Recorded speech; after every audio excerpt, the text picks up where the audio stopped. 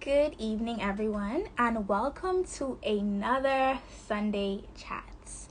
This evening, we'll be talking about launching a business with Thea Ebony. As I wait for people to join, and before we get into our discussion this evening, I just want to give a huge shout out to our amazing sponsors. Sunday Chats this year is sponsored by a number of corporate organizations, including Wife Her Boutique, Maybelline New York, as well as the G Label Boutique, Elisab, Dolce & Gabbana, and Neutrogena.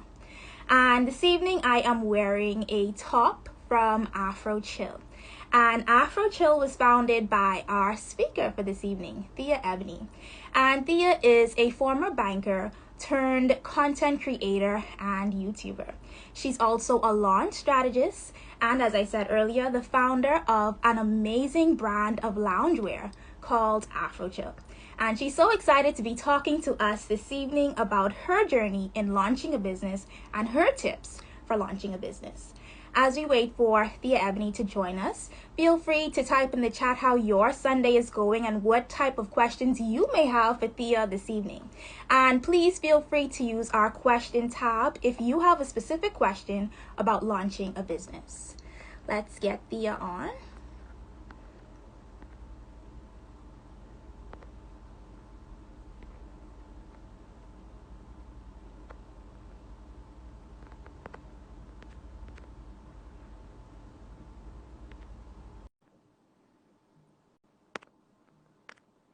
Okay, Thea, can you send me a request to join the live?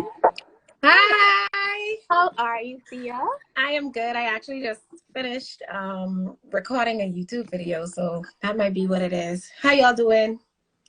I hope everyone's doing good and looking forward to your exciting talk this evening. So before we get into things, is there anything interesting you want to tell us about yourself?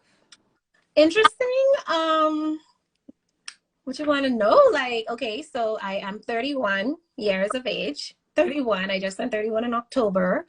I was a banker for about 10 plus years. I have no kids. I'm not married. I'm single. I love chicken wings. I like to come up with new ideas and fulfill them, actually. I like businesses. I like to dabble into a lot of things. So that would be creating digital books, Nice. doing YouTube videos, anything that gets my hand into something and to keep me busy. I like to do things like that. So, yeah. Nice. So you mentioned that, you just finished recording a YouTube video. Uh-huh. So I recently watched one of your YouTube videos and you were talking to us a bit about why you quit your corporate job. So for those people who may not know your story, do you want to start off by telling us a bit about why you quit your corporate job and a bit about your business now? Okay, no problem. So initially I started off doing natural hair content, and that would have been, I think, in 2017 would have been one of my first videos that I posted. And I am a 4C hair natural. So even though my hair is stretched now, my hair is very, very kinky. So that's what I started doing earlier on. And at the time I was working in banking. It granted a lot of opportunities. I moved up pretty quickly in my career, in that career actually. What I want to say is what helped me or what caused me or motivated me to quit my corporate job is because I really wanted to pursue what I wanted to pursue. I wanted to be happy, and the things that, and I'm not saying I'll never go back into corporate, but another area in corporate possibly. And I want to do something that fulfills me for once. And I've been in banking all of my 20s. So before I end up with the husband and the children and all of these things, I want to be able to do something that makes me happy instead of sticking with something that I know if I commit myself to a mortgage or a husband and kids, that means I'll have to be there 30 plus more years. So I want to think of things, I wanted to do things and actually fulfill things that I really wanted to do over time. So that's really why I quit. I think that's interesting because last week I was speaking with Petishay about finding your purpose. Mm-hmm. And the fact that you know that being in banking was not really a part of your purpose. I think that's so important. And it's good to really find that out from early on instead of said, committing to a mortgage and then having to be there for like 30 plus years and you just wasn't happy. So Right, right. kudos to you for like just doing what really fulfilled you and made you happy. And I know Mm-hmm. Afro Chill makes you happy. So can you tell us a bit about Afro Chill? And I'm wearing one of the shirts from Afro Chill this evening. Thank you. I noticed as soon as I clicked the live, I'm like, oh my gosh, she has on the crop Yeah. top. Yeah. So with Afro Chill, it came up obviously. It's something that bounced off of my natural hair and my natural hair content. I wanted the whole basis of Afro Chill, let's just be real, is to motivate women to embrace their natural hair. I'm not here to convince people to wear their natural hair all the time because we all love to switch it up. I love weave, so it's no problem. But my whole entire goal with Afro Chill is to actually influence women to wear their natural hair or to be able to wear their natural hair without fear, so Afro Chill, even though it's a loungewear line, it's going to even be more inclusive in years to come, with sizes, types of women that is included. So hopefully I could get a Latina with her curly hair. I could get somebody else who's more dark skin, kinky. I want to be inclusive with the brand. So that is where Afrochill really came from. I thought about something that I can provide for my subscribers and followers so that they can purchase and enjoy. And that's where it came from, actually. And that's how it birthed. Nice. And I think you did an exceptional job with your launch and everything that you did in terms of like content creation for Afro Chill. Like you are killing it with your business right now. And I just want to tell you doing it awesome. Thank you. I really appreciate that because it takes a lot of work. Oh, so aside from the aesthetically pleasing parts of Afro Chill when it comes to social media, Mm-hmm. sometimes people don't understand exactly what goes into building a business. Mm-hmm.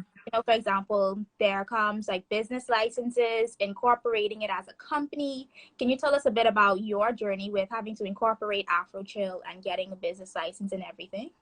Okay, so initially I actually got my LLC. And the LLC actually was birthed because of content creation and not because I wanted to sell loungewear. And I started to get more, collaborations with brands like Camille Rose Naturals and stuff like that. As an influencer or a content creator, you want to take it seriously in that vein as well, because we kind of look at content creators as more like a side hustle thing, or we don't look at it like a business. So with persons who are interested in content creation and want to take it seriously, then you would also need to be licensed. So actually my license came from that, with the dream of eventually providing clothing and all of that good stuff. So when I applied for my LLC, I also used that in the description. And the description also was, hey, what do you want to use? What do you want to use your LLC for?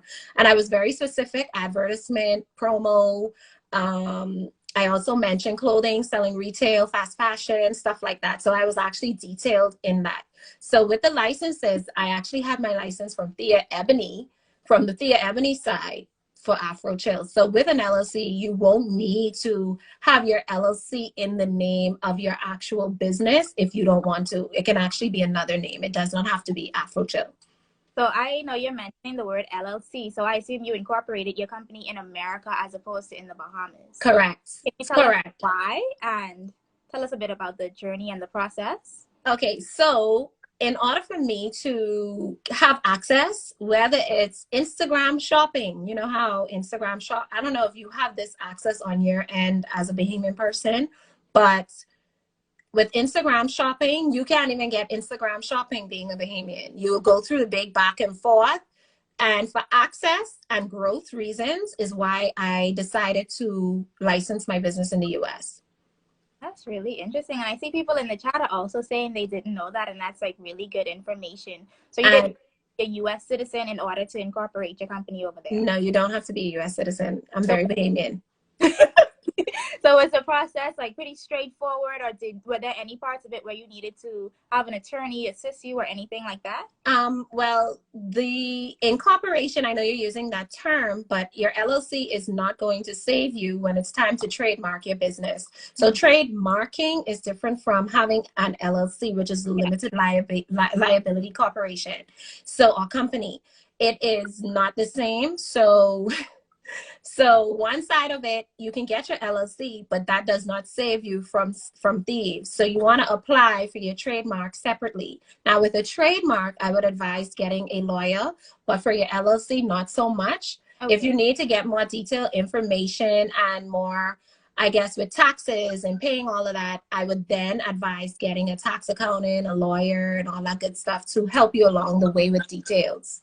Yes, you do need to trademark your business. I think that's something that a lot of people don't actually know. They think once they, like over here, you just get your business license and you start selling your clothes on Facebook. No, very different.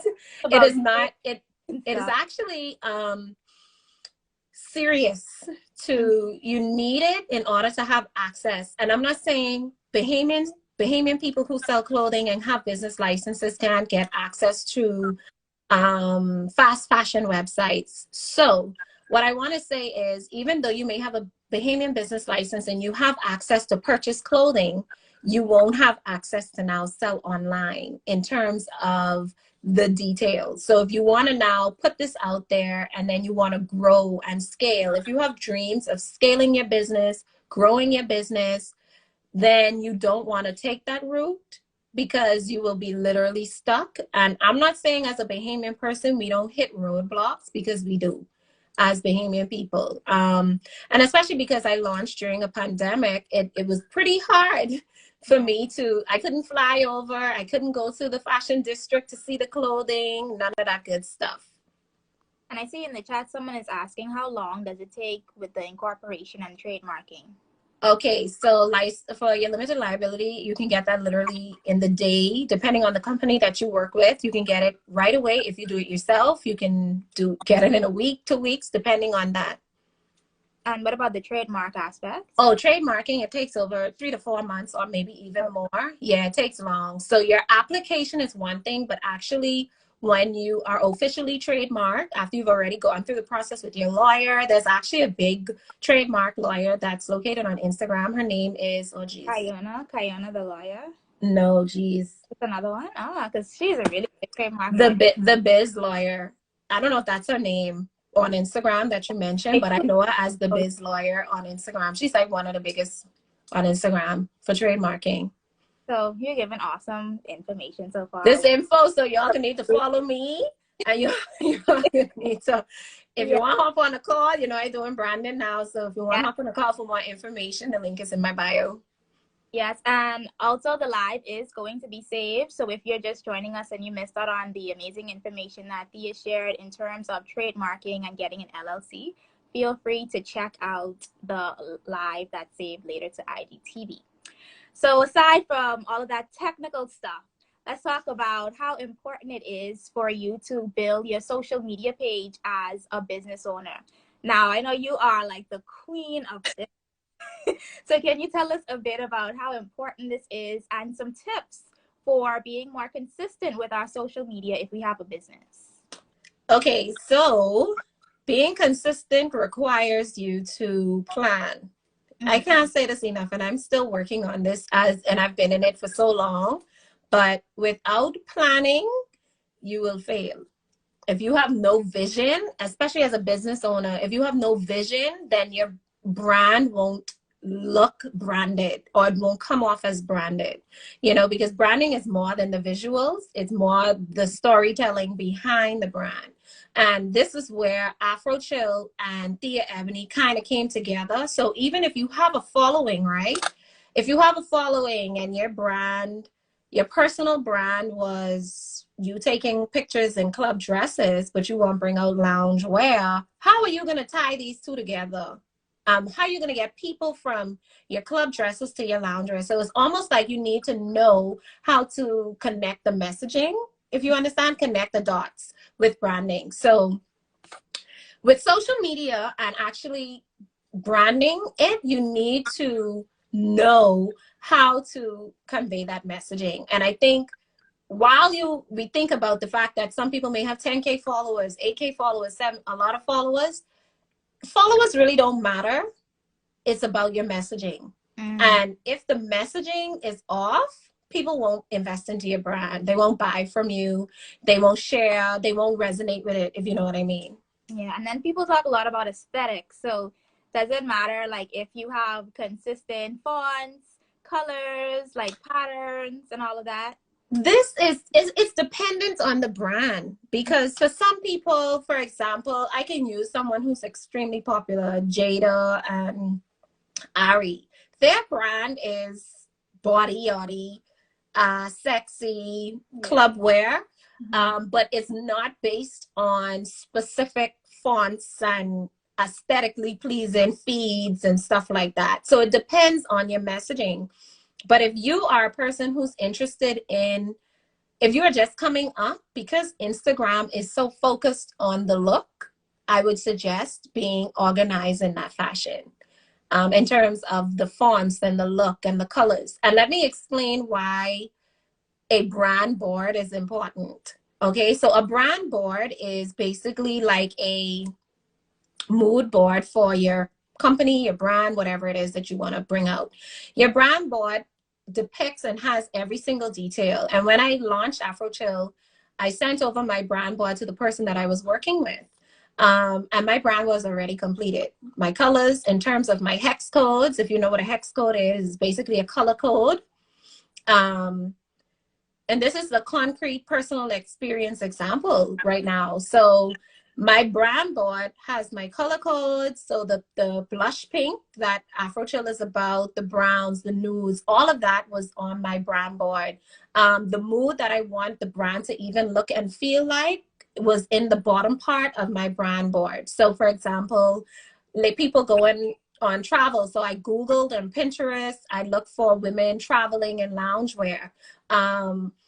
Where I want my brand to even go in the future with manufactured items, maybe underwear, just giving an example. I found pictures that looked the way that I want my brand to go, and I placed them on my brand board. So the colors, the hex codes, the logo, the sub mark for my logo. So not just the Afro head and the AfroChill word, but I also created a sub mark, which is just the Afro head.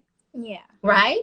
So those are the things that were on my brand, that are on my brand board. So it was easy for me to just send this over to my web person and be like, hey, this is where I want my brand to go. So even if your web person cannot use that color code, they can come really, really close, because obviously with certain fonts and certain colors, when you put it on a website, it will not show the exact same thing, but you don't want it to be completely off.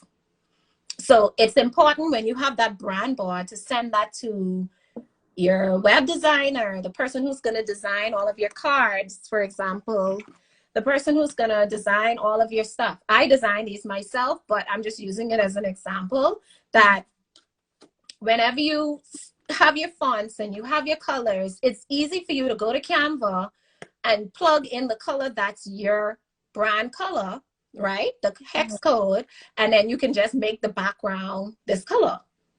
So that way everything looks the same color, has the same font, and it looks the same straight across the board.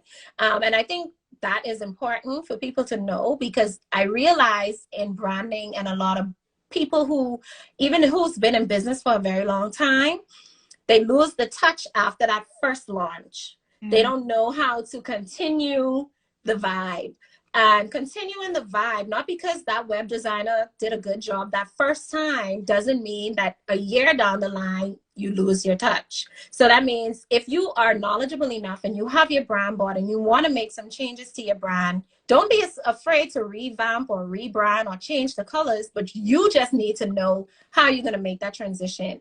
And I think a brand board is one of those simple things that a lot of people don't do, so they lose their way along the way. And your brand board actually it helps you with the feed of your Instagram page as well. So the things that you want to do, as you noticed, I don't know if you do, but with all of the pictures that I was recently posting for AfroChill on AfroChill page, it was literally in front of the garage. I'm not going to now take photos in the front of the garage, and then I want to go in the front of the tree tomorrow. Then I want to go inside on a beige wall the next day, because the background matters. It changes the whole aesthetic of your page when you change up the background of something. And I think it's important to note that those simple things make a difference. So for me, I don't have an official backdrop for my YouTube channel yet, but it's important to, if you're gonna, and that is why people with YouTube channels typically create that backdrop and they use that all the time, because it creates it's their brand, if you know what I mean. So I just wanted to plug that in. Makes sense. Honestly, I did not think about stuff like with the background and showing always is, and even in terms of like the brand board, I feel like one of the first times I heard about the brand board was when I joined your Facebook group, because you were talking about how important it is to have brand boards, and I'm like, oh, I do not have this, and the importance of having consistency with your fonts and your colors. So honestly, if you guys need some tips, you need to hit up Thea Ebony, because she just knows it. Okay, and back to how great you are with your social media page, I know that you were promoting AfroChill even before the launch date. So can you tell us exactly the day that AfroChill launched, and why did you decide to make sure that you were promoting your page even before launch day? Okay, so it launched November 19th, if I can remember correctly. November 19th, 2020 is when AfroChill launched. So we're actually approaching our first year in business. Happy early anniversary. Thank you. Now y'all have to go and support the brand. You can't just be here for the info and don't, you know what I mean? Yeah. So I launched November 19th, which would have been a week before Black Friday. Backstory on that, when I was supposed to actually launch in October, but Shopify actually shut my store down. And that is because I logged into my Shopify before I logged into my Shopify without a VPN. And whenever you're working with somebody who's building out your website and you're in a different country or a completely different location, you need to use your VPN, guys. And a VPN is simple. I talked about this in this last YouTube video that I just filmed. A VPN basically is a virtual private network that's going to basically mimic a location, so that it's going to help you to basically say that you're in Atlanta when you're not in Atlanta. Yeah. All right. So with that being said, Shopify shut the store down, and I was like, oh my God, what the hell I could do? And it was approaching that time. And I'm like, Jesus. Anyway, let's just change the date of the launch. And we changed the date of the launch. I say, okay, right before Black Friday, and I'm going to promote as like hell before that. So what I did was, and also some of my pictures for the brand wasn't out as yet. For all of those first launch pictures weren't out or completed. So I said, you know, I'll just launch then. And it came together so beautifully, because some things that I really worked on in my location home was going to get a video created. Davis actually did that video for me. I don't know if you remember when I did that wake up, when the phone alarm turned on. It was a whole wake up video. Davis Miguel did that video for me. I got an Airbnb, call one of my friends, hey, yo, I need this Airbnb. I need some white sheets, right? I did pay for the Airbnb, but my point I'm trying to let you know is you need to plan out your launch strategy, right? So all of this came in mind after I got my pictures done and I planned the launch strategy. So the whole idea for it was, I said, you know what, I'm starting from scratch and I need people to know what type of content or type of clothing it is that I want to bring out. So one of the tips that I would say, and what I did was, TikTok was booming at the time. Plenty of people was doing their dances on TikTok. So I used those videos as help to post on my actual Instagram. Now, as a content creator, I know you have to give credit to these people. I never said I'm bringing in the set. I never said the set is mine. In my captions, I tagged the person. I said, oh my God, this lounge set is so beautiful. Fire. Stay tuned. AfroChill is bringing some things like this or similar to this. So you have to be specific. Tag the person if you're using their content. And people actually thought it wasn't going to be a loungewear store initially, because I basically was just reposting people. And I don't know if you realize that so many pages repost people now. Yeah. I used that as a way to kind of like get the attention on the page before launching. And then once the photos were ready, I did like the whole countdown thing. I created all of the little pictures in the background on Canva, and then I posted coming down to the launch. That's amazing. So in terms of you mentioning the fact that your Shopify actually got shut down, can you tell us a bit about why you chose Shopify. Is Shopify a good platform if you are deciding to have a business? Okay, with product based, well, even digital businesses now. So with Shopify, I've worked with WordPress, I've worked with Wix, I've worked with Shopify. Shopify, hands down. Let me explain. And not only I didn't work with Shopify, I mean, I didn't work with Wix or WordPress with AfroChill, but I've worked with it with other reasons, and I've been on the back end of the website. So, in my opinion, Shopify gives you so much analytics. You can't fail. I mean, you could fail, but you can't, you won't be as lost. You know, you don't have to do as much manual work in terms of inventory count, in terms of price to profit, in terms of email marketing, SMS marketing, all of those details. They have apps where you can do frequently bought together. They have apps where you can bundle all of your stuff for a collection promo. They have apps where you can, I'm thinking of something, where you can change like the headline. You can do like a countdown timer for a sale. I don't know if you've been on websites and see a countdown timer. So things like that is what Shopify actually gives people the opportunity to download. Obviously, they give you free trial for some, and then you have to pay. But the whole point I'm trying to make is Shopify is for e-com, point blank. That makes sense. Because WordPress, I know they have different options for what you can use for the type of blog that you want. But I know when you think about businesses, most times businesses do use Shopify over WordPress. Right. WordPress is definitely more blog site. Wix, I love it for blogs too. I also like Wix for digital products because it's simple. So people who are just new to it, I think it's so much easier for you to just opt in with Wix and actually create your PDF and upload it. They don't make it hard, but Shopify helps in specific ways like Shop Pay, Afterpay, Quad Pay. For people who are not able to pay in full, Shopify gives you that opportunity, and only Shopify Payments has the opportunity for you to use Shop Pay, which is the pay in 4 installments. Now, Afterpay and all of that stuff could be added to other websites, but Shop Pay specifically is the most popular along with Afterpay. So if you're somebody who's selling not only a product, but you're also selling a service, you may sell a course and the cost is $2,500. You may run upon somebody who has Shop Pay and actually can pay in 4. But obviously Shop Pay gives you as the owner the money in full, and Shop Pay deals with the actual consumer with trying to get the other 3 payments. That is amazing. I did not know that. That is yes. Cool. Oh, wow. So if you have any questions for Thea, please feel free to use the question tab and we'll address your questions at the end. So now back onto the business. In terms of misconceptions, I know there are a lot of misconceptions about businesses, right? And I think you're the perfect person to just like dispel all of those common misconceptions about businesses. So can you tell us a bit about like what really goes into a business and what are some misconceptions, and how do you like tell people, no, this is really not how it is? Because I know a lot of people think all you do is post on social media and you get your business, but it's so much more that goes into a business. So tell us about that. One of the misconceptions is starting your business with $500. I've seen this so many times this week, right?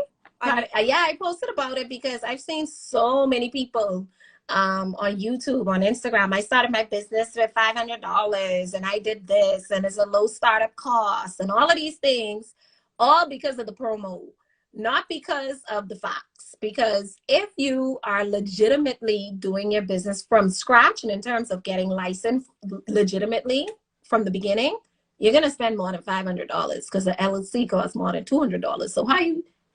help me. Yeah. Any other misconceptions aside from that it requires just posting on social media and then you get the sale. It requires you to be strategic. Because if I could just post items on social media, I probably won't be stressed. I probably won't be tired, because I could take a day and just take all my pictures and videos, but it takes a lot of strategic planning especially when it comes to the future of the business. So for example, just an example, you always need inventory going in and coming out, like always. Because if you're in a position, for example, if I was actually still located in the Bahamas, it was so much more difficult for me to create content home, because y'all would like to see the people like to see the back end of you filming. So for example, they like to see when I print in the labels, they like to see when I package in the packages. So the misconception is that a business can be ran just off the basis of you posting on social media your stock images. So I would advise anyone who starts a product-based business, a boutique, you need to focus more on back BTS content and less about stock images. So for example, even though the set looks good on someone's body or the model's body, focus a lot more on the processes of the business in terms of your messaging. So for example, your brand. So, and that is why TikTok people blow up so fast, because most small businesses on TikTok, they literally push behind the scenes content. They show packaging packages, they show, they create content in different ways without actually pushing the product into the consumer's face. They more or less show the story and the breakdown. So that's a misconception to just post pictures. No, you need to actually be more detailed in your messaging and show more behind the scenes in your content. I think that's really good advice. And correct me if I'm wrong, your base for your business was the America at first, right? The United States. It's still licensed. And what you mean base, as in physically? Yeah, like in Yeah, physically it was. So in terms of that, I know that you mentioned about your launch day and how you sold out and everything. So what was one of your biggest challenges? Obviously, like it's kind of like on a cross-border basis per se. So what has been your biggest challenge running your business? Stress. Oh, money. I'm stressed. But people ain't gonna keep it real, but no, for real. Like, because on launch day, obviously you pay people to provide these services for you. So that would be fulfilling your orders, packaging the packages, creating a website, making sure every single detail on the back end is right. Right down to shipping zones, right? You want to make sure that everything is correct in terms, especially for your launches. Because once you say, hey, we are live, people are going to get on the website. So you need people to be able to get there and check out. And if one little thing is wrong, for example, your shipping zone, if you have just a little detail with shipping, they have like these things where you actually can put free shipping over $100. You can actually put that parameter in, right? Yeah. If you mistakenly put it in incorrectly, some people order will not go through. It will probably say incorrect something or something like that. And it will cause the person not to be able to check out. Something as simple as that could cause a customer not to come back to your website, and not because they feel like you don't know what you're doing. It's just because at the time their mind was on purchasing, but tomorrow their mind probably ain't on purchasing. So simple things like that was a fair for me when launching the first time. Also, when I launched, I only launched with small packaging. So here's another part of it. I had people who bought like over $200 worth of things, right? Okay. But at the time, I had only purchased by 10 by 10 poly mailers. I think they're right here. I only purchased like, these are my big poly mailers, right? Yeah. These are the big ones. And I didn't have any of these. I only had the ones that were half the size. So because of that, some customers, when it was time to ship, I actually spent double on shipping because each package you have to pay for. Yeah. So I ended up spending double. So it's those minor things that, even though they're small, you don't panic, but they cause you to be like, wow. Yeah. So now that you're talking about, your launch and stuff, in terms of people who are interested in starting a business, what is your number one tip for launch day? Number one tip. Plan. Learn as you go, but plan. I mean, obviously you can plan to the T, but obviously when you start, something is not going to be exactly what you want it to be. Something is going to throw you off. Patience and planning. Actually, patience, planning, and purpose. Okay, so launching this business, you can say to yourself, you want it to go like this, and something could quickly flip. So it's going to require patience and quick wit to really solve the problem. And then purpose is important too, because if you feel like your only reason in this world to do this is to make money, obviously it's a reason. Everybody do it for money, but if you want to make impact, your brand sings a different song. That's deep. It's deep. So, and this is why I have a passion for branding, because a lot of people associate branding with marketing when it's really not. It's more, it sings a different song. Branding is not tangible, meaning you can't touch it, but you could feel it. So if you have a real purpose for your business and you want to make impact and you want it to be where it's something that's going, my whole entire goal for Afro Chill or my business is so that I can say that I was self-made, one. Two, I can inspire people that come from the same corporate background as me, the same background as me. And if a lot of people don't know, I'm not from Nassau. I'm from Harbor Island, 3 Mile, Long Island. So I want to be able to say that this product of a person came from Harbor Island and was able to scale her business to $1 million company. Yeah. I also want to have collabs with Yeezy in the future, Adidas, things like that is where I think I want my brand to go. So when you think on the bigger picture and you have a real purpose for where you want your brand to go or that vision, it's different. But if you just saying I need to make a quick buck and I can flip, I just want to sell clothes because I just want to make a quick buck, you're not going to move on from flipping clothes. You're going to just stay where you're at.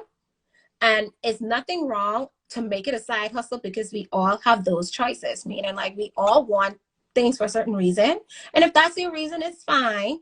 But you want to be more, have a vision for where you want it, a purpose. And then Tanisa also said you also need plenty prayer. And I think that's also really important. Plenty prayer, plenty tears. Yes. Plenty tears, plenty fretting. Obviously when I was launching, I was employed. So it was a little different. You know what I mean? Like, okay, I know I'm getting paid next week. So if I need to get this packaging, I could use it from there. But this time is more like, hey, I know where it's coming from, but I can make it work.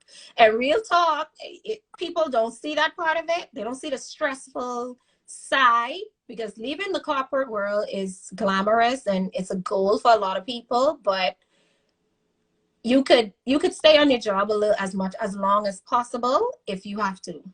And what you were saying earlier, I think was so deep in terms of not just looking to like flip the clothes, but like how you have this huge vision for your brand to become $1 million. I think that's important for us to look at it from like a bigger perspective and to have dreams to like take your brand and your business to the next level. I think that is just beautiful. And I wish it for you, and I'm hoping that actually I wish it for me too. But just wrapping it up, before we go into our viewers' questions, what would be your best advice for someone who's interested in launching a business or who is currently in the business field, but their business isn't doing so great? And tell us a bit about what you do as a launch strategist. Okay, so what I would advise is if you can outsource. Because I was full-time employed, it made sense at the time for me to not lose focus on my day job, to find someone that was who could have done the work for me. So I used Danny and Drew, and she did a really good job. Her name is Otishka. She did a really good job with my website and helping out with the launch and everything. Everything that I needed or wanted or instructed, it was fine. Everything came back by me in terms of contracts, very professional. I can't even remember. I lost my train of thought. But what I wanted to say was, if you have to outsource, outsource. If you are good at something, use yourself. For example, simple things like these cards, designing hang tags, things like that, you don't really, if you know how to use Canva a little bit, you could use Canva a little bit. That goes a long way. Because your money ain't gonna be that long. When you start seeing these fees pile up, Yeah. do it yourself. Try, at least try. Mm-hmm. You know, I think we lose sight in the whole mission of wanting to be successful, and we don't try. Mm-hmm. So that's with anything. You want to start YouTube and you feel like, mother, this YouTube video taking 2 days to upload. Why? Google why. How to make my YouTube video upload faster. It's basic wit, and it's literally grit that's going to cause you to say to yourself, yo, I really need this to work. How do I make this work? What are the dimensions? Yeah, I think too, one thing that you said on one of your lives that stuck with me based on like what you're saying now is it's never a lack of resources, but a lack of resourcefulness. And I think you're really touching on that now. For real. It's literally, now when it comes to physical resources like money, they're the things obviously people scrape for, but you also could use your brain and your heart. If it's something you really, really want, you want to do that research. You want to do the research. Yeah. If it's something that you have in mind and you say, hold up, I'm a Bahamian, I can't get paid from YouTube. That's the ultimate, like, what I want to say, the assumption, right? Mm-hmm. But you're just going to assume that because you're a Bahamian? Don't assume that. Take the time, do your research, because evidently there are Africans, there are UK people, there are Caribbean people who making money on YouTube. Why can't I make money on YouTube? I may not have that direct access, whereas I have a social security number to just plug it in and go, but how do I make it work? So when it comes to even like your licenses, your trademarking, the back end of the business, how do I make it work is where I think a lot of times we lose touch, and then we lose that love for something, or, you know, what we initially wanted. Yeah. So I think we need to focus more on why we want to do something and figure it out. Because really and truly in business, it's going to be like you're going to have to compare some stuff. So whether it's sweatpants, my jogger pants versus a jogger dress, both were selling, but let me just look to see why this sold a little bit more than this one. Maybe it's the color, maybe it's the material, maybe it's how I modeled it. Maybe I only sent out one email and not, you know, I didn't send out 3 emails. So you always want to use your wit and just balance things out and figure stuff out. So you have to be that type of person, especially as an entrepreneur. You want to figure it out. So, and you're also a launch strategist. So tell us a bit about that. Okay, so the reason I went into launch strategy is because I did not want to do hair content anymore. I actually decided to do launch strategy because I figured out the sauce, let's be honest. And when I say that, I mean in terms of I'm not going to teach you how to take your business from launch day to scale, because that's not where I'm at. But I had a successful launch, and I know I can show people what to do. While I had a following, there are some things that I really did work hard on to make the business work. So in terms of launch strategy, my focus is more for boutiques because that's what I do. And I actually, before I actually mentioned that in my bio, I had in the bio launch strategist for brand owners. I actually had somebody who was actually who's launching a movie with a blue check, reached out to me and was like, hey, what type of rollouts do you do? Do you do launches for movies? That's me. They must need a launch strategist for a movie, right? I wonder if that's something that's really needed in the market. So I did my research on it. I'm like, oh, okay, maybe they do need launch strategists for movies or media. But realistically, as a launch strategist, my job is to help you plan out your launch. It's not for me to plan the launch. I teach you how to plan the launch. I give you your step-by-step guide. I break everything down for you. We go on weekly Zoom calls, and that depends on whatever cost or time you pay for. You get, it's different packages, of course. Amazing. And the link is in your bio if anyone is interested in it. Right. The link is in the bio. Awesome. But I'm going to move into some questions from our audience. And if you're watching and you have a question, feel free to type it in the question tab or in the chat. So a question that we had from earlier today when I asked on my Instagram stories if anyone had a question about launching a business, someone asked, what's the best way to get startup capital? Work. Well, there's no escaping that. So there are obviously, for persons who are internationally based and actually have built credit abroad, because I'm also in that process of trying to get funding. And that's because obviously I want to grow the business. But I want to say for those persons that have that access, and I'm not saying at home you can't do it either, but obviously you're gonna be charged, and your rates on loans are going to be higher because you're going to be getting a consumer loan. If you want to borrow for it, the risk in that is that you're going to have to stay on your job to pay that loan. It's no guarantee that you will convert to sales.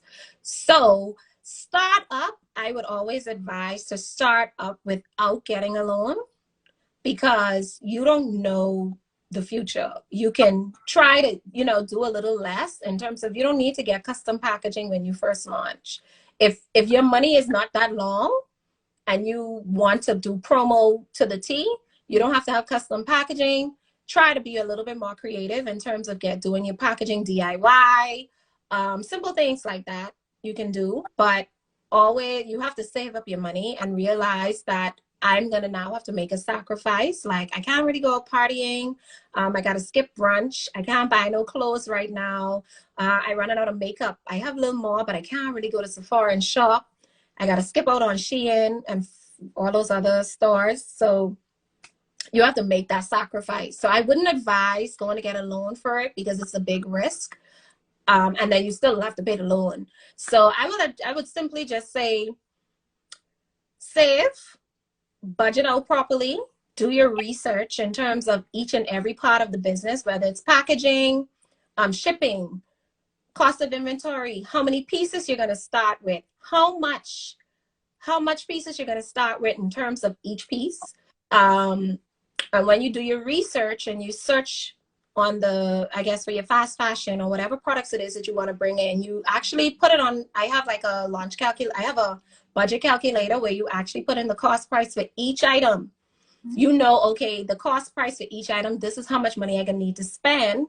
So if $2,500 is how much and I'm not saying $2,500 is what I spend, but if $2,500 is all you can afford and you only can launch with three styles, then 3 styles is what you launch with. Some people want to launch with 10 styles, 20 styles, and actually go over budget. You don't have to do that. You can actually stick with that, like 5 styles. I'd say if you're doing fast fashion, 5 styles, and it only will run you, I could say maybe, let me do like an average calculation, maybe $600 and something for just the inventory. So if $1,000 is all you can spend on inventory and you have another $1,000 for your licenses, and you can actually have the talent to take pictures and upload them to Shopify to build out your website, and you've already done all of those things, then you could start low, but you really have to just scale it back a little bit and just say, I'm not going to spend this right now, but when I get up, I could buy that, different things like that. That's really good advice. So as you said earlier, it's fair to say that $500 to start a business is definitely a misconception, right? That's a misconception. Unless you're going to flip first, and then when you flip those first set at home, then you could start off as a bigger company. It could work that way. But if you want to start straight off the bat with licenses and stuff, you've already exceeded the 500. Okay, so our next question, someone is asking, with a Shopify, do you have to have a US account? Yes. Really? So it has to be like with the VPN that you mentioned earlier, you have to get a VPN in order for your Shopify to run smoothly. If you are located in the Bahamas and you want to log in elsewhere, yes. And then this is also what you said your situation was when your Shopify account got canceled, right? So it was because it wasn't a US account. No, what you mean US? Hold on, you mean in the actual store US account or US savings account? And part of it.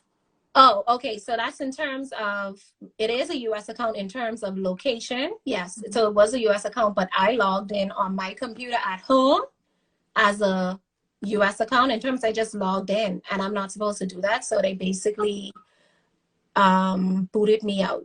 Okay, so someone is asking, what about the US bank account? You have to have a US bank account connected. Definitely.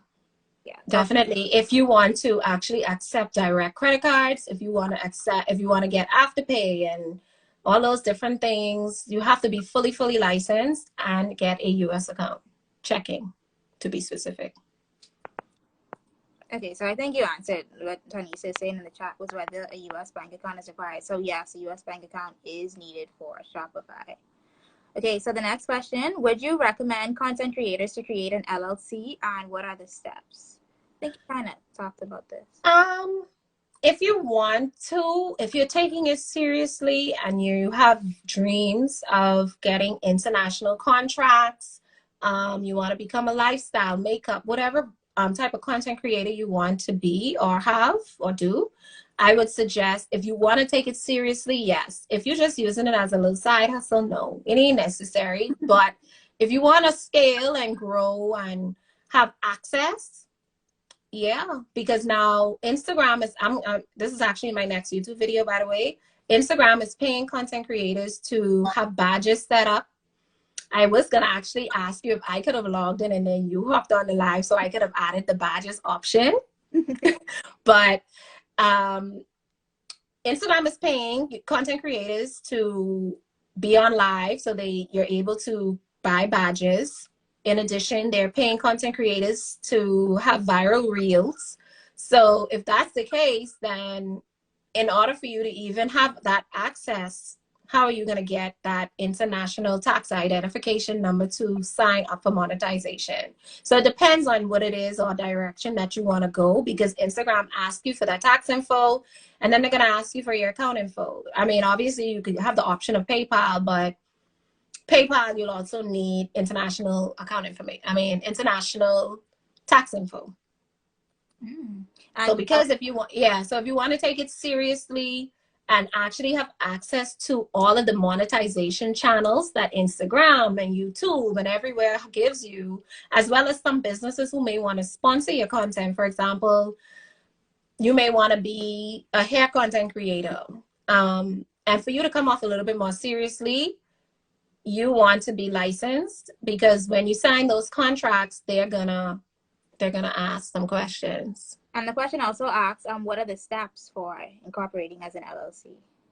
To get an LLC, there are many different steps. You have so many options. You have either you can go direct, depending on the state that you want to get your LLC. You could do Florida, you could do Atlanta, anywhere you can do that.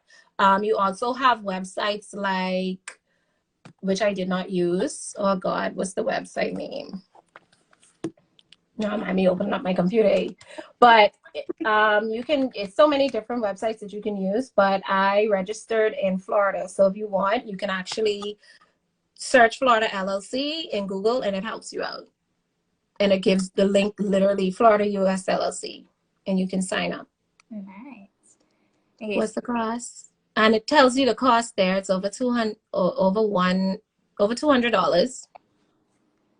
Okay. And to renew the LLC, renewal and annual, you'll have to pay about $400 and something.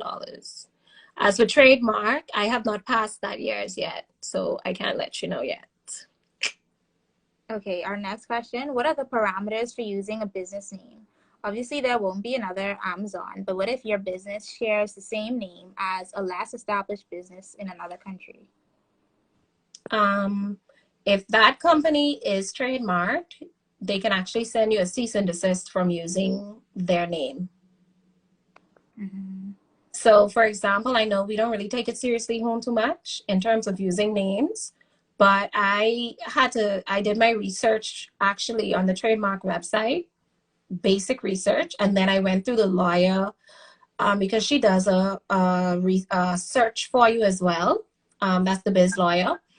So you can actually go through her and she does a search, or you can do the search yourself to see if the name is available. So when the name came to my mind, that's the first thing that I did, was do the research to see if the name is available before I used it.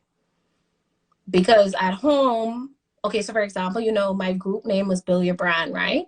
And I started all of the Build Your Brand stuff on Thea Ebony for my coaching business. And then I see someone popped up with Build Your Brand the other day, and I'm like, what? And this is another local person. So I decided to change that out to the branding blueprint. So that is why I actually stopped using the group, really, because I was trying to figure out what could I name this group. I got to change it up at this point. And I didn't, obviously, it's not trademarked. So I decided to just opt to change it. Yeah. So they're not elite, they're not wrong, but we don't really take into consideration that the seriousness of it at home. Yeah. Okay, another question. Did you have a certain financial target you wanted to hit before you decided to quit your corporate job? Oh, yeah. I needed 6 months of savings, 6 months of bills. Okay, that makes sense. Another question. How do you determine the right people to outsource to as quickly as possible? By research, and then you can also look at their work to make sure. I also, word of mouth is really good as well. You can always ask someone who you know just got work done. In addition, you always know by conversation and the things these people provide. Because if you're going to a person, and this is why getting licensed to do work is important, right? I wouldn't go to somebody who doesn't have their own business registered, you know. And then you also have freelance opportunities by using platforms like Fiverr and all that good stuff, so that they actually build out sites for you and create and all that stuff. I think she froze a little bit. Let's see. Okay, right. So you have websites and stuff that that help you. So like Fiverr and all that good stuff, but I don't really like to use Fiverr too much. Yeah. I don't use it for small reasons. If you have a digital product, you could get books written up and everything on Fiverr. But in terms of websites, I like word of mouth, once they're registered, contracts, things like that. Awesome. So that's all of our questions for this evening. But Thea, thank you so much for answering our burning questions on launching